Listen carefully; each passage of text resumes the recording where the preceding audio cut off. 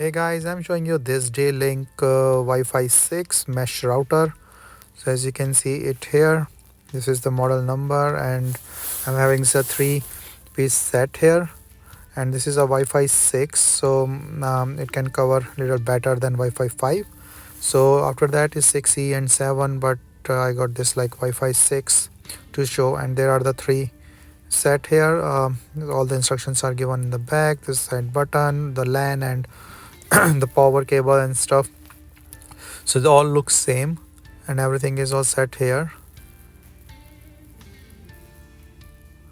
So I will just open up these things.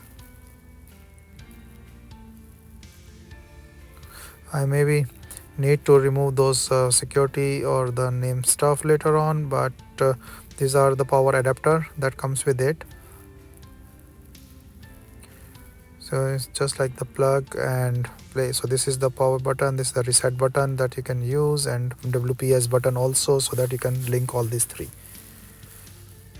The instructions are provided, and there is an app that you can download, and it will be easy to install these things.